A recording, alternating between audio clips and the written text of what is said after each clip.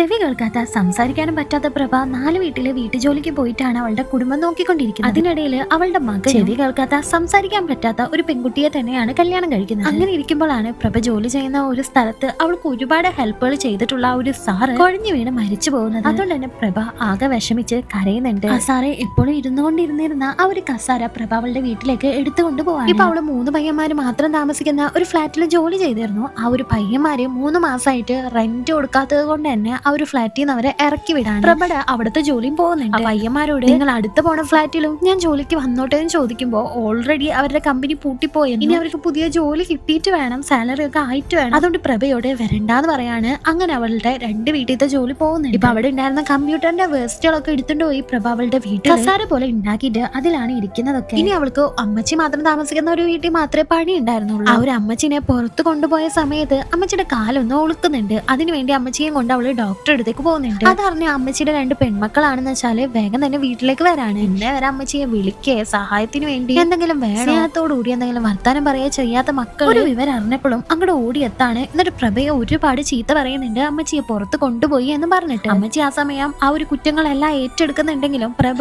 ഈ മക്കൾ അമ്മച്ചിയെ കുറ്റം പറയുന്നത് കേട്ടിട്ട് അവളാണ് എല്ലാ തെറ്റും ചെയ്തതെന്ന് പറയാണ്. അതുകൊണ്ട് തന്നെ ഈ ഒരു മക്കളും ഇനി മുതൽ ഇവിടെ പണിക്ക് വരണ്ടാന്ന് പറയുന്നത്. പ്രഭയും കരഞ്ഞുകൊണ്ട് പറഞ്ഞു നോക്കുന്നുണ്ടെങ്കിലും അവർക്ക് ഒട്ടും തന്നെ മനസാക്ഷിയെ ഉണ്ടായിരുന്നില്ല. അവളും ആ ഒരു അമ്മച്ചിയെ കെട്ടിപ്പിടിച്ച് കരഞ്ഞുകൊണ്ട് ചെരുപ്പ് പോലും ഇടാതെ അവിടെ നിന്ന് ഇറങ്ങി പോവാണ്. ഇപ്പൊ അവളുടെ അമ്പലത്തിൽ ചെന്നിട്ട് അവൾ ഒരുപാട് കരഞ്ഞ് പരാതികളൊക്കെ പറയുന്നുണ്ട്. ഇപ്പൊ പ്രഭയെ കാണാനായിട്ട് ആ ഒരു അമ്മച്ചി അവളുടെ വീട്ടിലേക്ക് വരുന്നുണ്ട്. ആ അമ്മച്ചിയെ നല്ല പോലെ തന്നെയാണ് പ്രഭ ട്രീറ്റ് ചെയ്യുന്നത്. പ്രഭയുടെ ചേട്ടനെയും അനിയത്തിനെയും മോനെയും മരുമോളെയും ഒക്കെ കണ്ടതിന് ശേഷം അമ്മച്ചി തിരിച്ചു പോകുന്ന നേരത്ത് പ്രഭയോട് പറയാണ് അമ്മച്ചിയുടെ മക്കൾ എല്ലാവരും ചേർന്ന് ഇപ്പൊ അവളെ ഒരു വൃദ്ധസദനത്തിൽ ആക്കിയെ കാണുന്നത്. അവർക്കൊട്ട് നോക്കാനും പറ്റില്ല, പ്രഭയെ കൊണ്ട് നോക്കിക്കുന്നുമില്ല. അമ്മച്ചി ഒരുപാട് കരഞ്ഞിട്ടാണ് അവിടെ നിന്ന് പോകുന്നത്. അമ്മച്ചിക്കുള്ള ഒരു പേടി എന്താന്ന് വെച്ചാൽ ഇനി വൃദ്ധസദനത്തിലൊക്കെ പോയി കഴിഞ്ഞിട്ടുണ്ടെങ്കിൽ പ്രഭയെ കാണാൻ പറ്റില്ലല്ലോ എന്നായിരുന്നു. പ്രഭയും കരഞ്ഞുകൊണ്ട് എനിക്കൊരു വീടുണ്ടല്ലോ, അമ്മച്ചി ഇവിടെ നിന്നോളാനായിട്ട് പറയുന്നുണ്ട്. പക്ഷെ അതൊന്നും കേൾക്കാതെ അമ്മച്ചി അവിടെ നിന്ന് പോകാം. ഇപ്പൊ പ്രഭ ജോലി ചെയ്തിരുന്ന 4 സ്ഥലത്ത് അവളുടെ ജോലി പോകുന്നുണ്ട്. പക്ഷെ അവൾക്ക് അങ്ങനെ ഇരുന്നാല് അവളുടെ കുടുംബം മുന്നോട്ട് പോകില്ല. ഓരോടത്തല്ലെങ്കിൽ ഓരോടത്ത് അവൾക്ക് ജോലിക്ക് പോയേ പറ്റൂ. തന്നെ കുടുംബം നോക്കാൻ വേണ്ടി